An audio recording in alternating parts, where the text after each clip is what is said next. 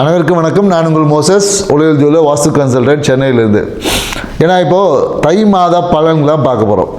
ஏன்னா தை மாதம், ஏன்னா தை பிறந்தா வழி பிறக்கும் அப்படின்னு சொல்லி எல்லாரும் காத்திருக்கிறோம்.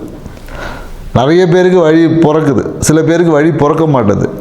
ஏன் இதை பிறக்க மாட்டேது? ஏன்னா தை பிறந்தா ஏன் வழி பிறக்கணும் அப்படின்றத நம்ம யோசிக்கணும்.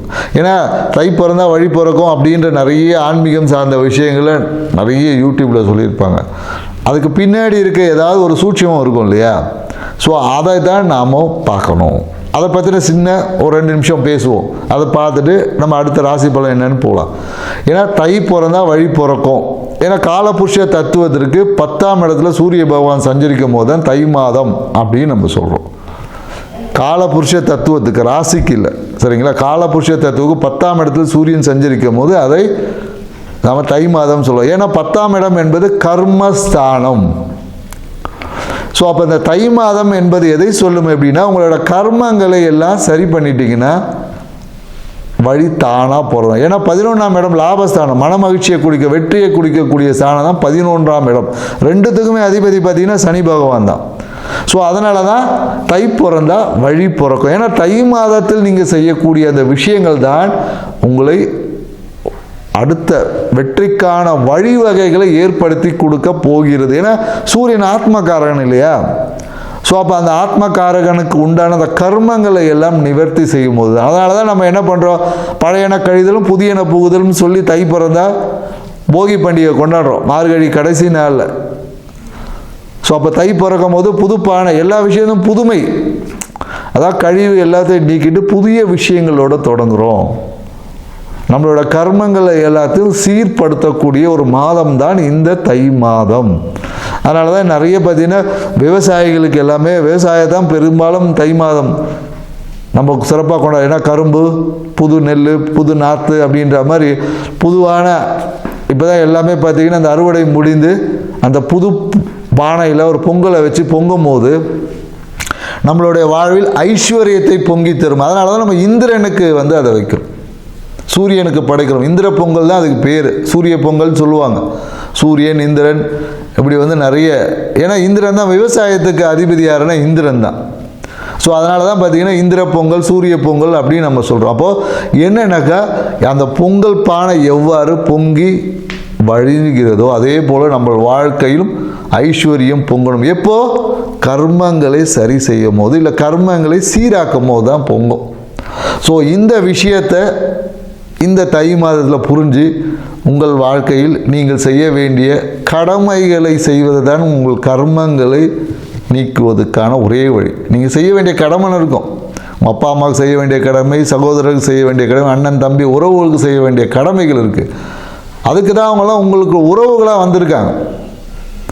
உங்கள் குழந்தைகளுக்கு செய்ய வேண்டிய கடமைகளுக்கு, இந்த கடமைகளை நீங்கள் எப்போது முழுமையாக செய்கிறீங்களோ அப்போ உங்கள் கர்மங்கள் எல்லாம் நிவர்த்தியாகி உங்கள் அடுத்த பரிணாமமான மன மகிழ்ச்சி, வெற்றியை நோக்கி நீங்கள் பயணிக்கக்கூடிய ஒரு தயார் எடுப்பை செய்யக்கூடிய ஒரு விஷயந்தான் இந்த நிகழ்வில் இருக்குது. இந்த புரிதலோட ஒவ்வொரு ராசிக்கும் என்ன மாதிரியான தை மாத பலன், கிரக நகர்வுக்கு ஏற்ற மாதிரி தை மாத பலன் எப்படி இருக்குன்றதை டீட்டெயிலாக பார்க்கலாம். வாங்க வீடியோக்குள்ள போகலாம். கும்பராசிக்காரங்களுக்கு, கும்பராசிக்காரர்களுக்கு இந்த தை மாதம் எப்படி இருக்கும்போது தான் பார்க்க போகிறோம். ஏன்னா தை பிறந்தா வழி பிறக்கும், ஏதாவது ஒரு மாற்றம் நம்ம வாழ்க்கையில் நிகழும் என்று எதிர்பார்த்த கும்பராசினியர்களுக்கு இந்த தை மாதம் கண்டிப்பாக வழி பிறக்குமான வழி அமைவதற்கான ஒரு வழியை ஏற்படுத்தி கொடுக்கும். முதல்ல ஒரு வழி போடணுன்னா ஒரு சுவடு ஒன்று வரல, அந்த சுவடை இந்த காலகட்டத்தில் ஏற்படுத்தும், அதுக்கப்புறம் வழி பிறக்கும். ஸோ இந்த காலங்களில் பார்த்தீங்கன்னா வாழ்க்கை துணையுடன் நல்ல அன்பு, அந்யோன்யம் அதிகமாக இருந்திருக்கும். ஸோ இந்த காலகட்டத்தில் என்னென்னாக்கா உங்கள் வாழ்க்கை துணைக்காக ஏதாவது ஒரு விரயங்கள் செய்யக்கூடிய ஒரு வாய்ப்புகள் இருக்கும். சில பேருக்கு மனக்கசப்பு கூட வரும். ஏன்னா உங்கள் வாழ்க்கை துணை இந்த காலத்தில் வேலையை சொல்லி, அதிகமான வேலையை சொல்லி ஒரு அழுத்தத்தை கொடுப்பாங்க. மேலும் ராசியில் இருக்கக்கூடிய ராகு பகவான் ஒரு கற்பனை உலகத்திலே உங்களை வச்சுருப்பார். அவர் சொல்ல ஒரு ட்ரீம் வேர்ல்டுலேயே இருப்பாங்க. ட்ரீம் வேர்ல்டுலேயே இந்த கணக்கு போட்டுட்டு இருப்பாங்க. ஸோ அடுத்த மாதம் இதை பண்ணணும், அதுக்கு அடுத்த மாதம் எப்படி பண்ணணும், இந்த ஃப்யூச்சர் பிளானிங் ஹெவியாக இருக்கும். இந்த ராகு பகவான் நான் என்ன சொல்ல, கும்பராசிக்காரர்களுக்கு இந்த ஃப்யூச்சர் பிளான் அதிகமாக போடும் போது அதுவே உங்கள் வாழ்க்கையில் நிகழ்கால விஷயங்களில் நீங்கள் இழக்க நேரிடும். இப்போ நடக்கிறது தாங்க உண்மை. நாளைக்கு என்ன நடக்கும், நாளன்னைக்கு என்ன நடக்கும் நம்ம யோசிக்கலாம். ஆனால் அந்த நாளை என்ற விஷயத்தில் பயணிக்க முடியாது. ஸோ எப்போ கும்பராசிக்காரர்கள் யதார்த்த லைஃபுக்குள்ளே வரீங்களோ அப்போ தான் அன்று தான் நீங்கள் வாழ்ந்து கொண்டிருக்கீங்க. நீங்கள் வாழ்வதற்கான அந்த புளியார் சுழி போட்டிருக்கீங்கன்னு அர்த்தம். ஏன்னா அந்த காற்று ராசி இல்லையா, காற்று எப்படி இருக்கும், போகிற போக்கெல்லாம் அடிச்சுட்டு இருக்கும். இவங்க ஒன்று சொன்னால் அதை பற்றி கனவு காணும், இன்னொருத்தவங்க சொன்னால் அதை பற்றி கனவு காணும். கனவு காண்பதே ஒரு வாழ்க்கையாக வாழ்ந்து கொண்டிருக்கக்கூடிய ஒரு சூழல் தான் இப்போ கும்பராசிக்கு. ஏன்னா ராகு பகவான் எதுவும் பிரம்மாண்ட, சாதா டைமில் சாதா கனவு, இப்போ பிரம்மாண்டமான கனவுல இருப்பீங்க. எதையும் சொல்லுவாங்களா, எதையும் பெருசாக செய்யணுன்ற மாதிரி இருக்கும். ஸோ நீங்கள் பெருசாக செய்கிறீங்களோ சிறுசாக செய்கிறீங்களோ யதார்த்தத்து லைஃபுக்கு வந்தீங்கன்னா உங்கள் வாழ்க்கை மிகப்பெரிய ஒரு வளர்ச்சி பாதையில் போகும் என்பதை புரிஞ்சுக்குங்க.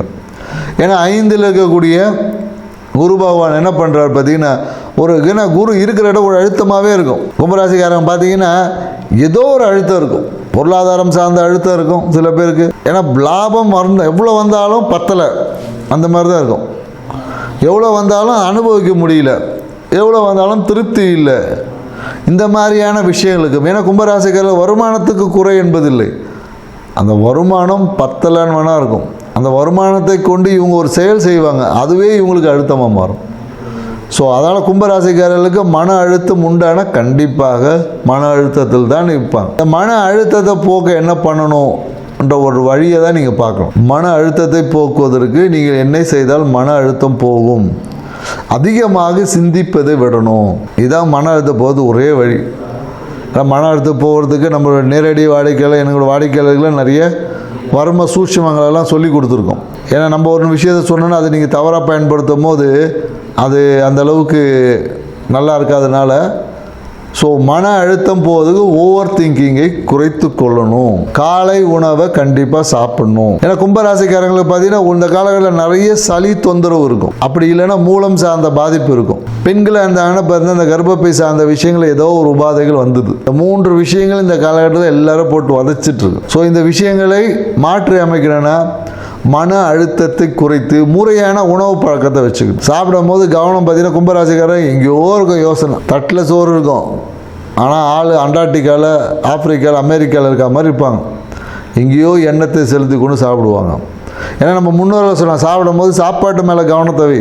அவங்களாம் எவ்வளோ ஜீனியஸ்ன்னு தெரியல. ஏன்னா இன்றைக்கி இருக்கக்கூடிய மருத்துவமாக தான் சொல்லுது, கண்கள் எதை பார்க்கிறதோ நீங்கள் எவ்வளோ சாப்பிட்றீங்க அதை வெயிட்டை எவால்வேட் பண்ணணும், அதுக்கான ஹார்மோன் சுரக்கணும், எவ்வளோ வேலை செய்யணும் தெரியுமா. ஆனால் உங்கள் மனம் எங்கேயோ பறந்து கொண்டு இருக்கும்போது நீங்கள் சாப்பிடும் போது உங்கள் உணவில் உள்ள அந்த சுவையை உங்கள் நாக்கு உணர முடியாமல் போகிறது. அந்த நாக்கில் இருக்கக்கூடிய அந்த உணவோட வெயிட் போட முடியாமல் போகுது. அதில் இருக்க அந்த உப்புக்கள், சத்துக்கள், இதை ஜீரணம் பண்ணுறதுக்கு என்ன தேவையோ அதெல்லாம் சுரக்க முடியாமல் போகுது. இதெல்லாம் போகும்போது தான் வியாதி என்பது உருவாகிறது. இதெல்லாம் மருத்துவத்தில் இருக்கிற மிக நுட்பமான சூட்சம், சித்தர்கள் சொன்ன விஷயம். ஸோ அதனால் கும்பராசிக்காரர்கள் சாப்பிடும் போது முறையான உணவு பழக்கத்தை வச்சுங்க. சாப்பிடும் போது கவனத்தை சாப்பாட்டு மேலே வைங்க. இந்த ஒரு விஷயமே உங்கள் வாழ்க்கையில் மிகப்பெரிய ஒரு உச்சத்தை அடைவதற்கான வழி இருக்குது. ஏன்னா அடுத்த குரு பயிற்சியெல்லாம் பார்த்தீங்கன்னா குரு 6ல் இருக்க போகிறார். 6ல் இருந்தேன்னா மிகப்பெரிய அந்த ஜீரண குறைபாடு, டைஜஷன் சார்ந்த விஷயத்தை ஏற்படுத்த தயாராக இருக்கார். நீங்கள் இப்போத்துலேருந்து இந்த 2026லேருந்து இந்த விஷயத்தை கடைப்பிடிச்சிங்கன்னா வரக்கூடிய ஜூன் மாதம்லாம் நீங்கள் இதுலேருந்து இலகுவாக வெளியே வர முடியும். இல்லைன்னா கும்பராசிக்காரர்கள் கடன் பிரச்சனையில் போய் சிக்கிடுவீங்க. ஸோ உங்களுக்கு 6 மாதத்துக்கு முன்னாடியே ஒரு அலர்ட் கொடுக்குறோம், கவனமாக இருங்க. நன்றி, வணக்கம்.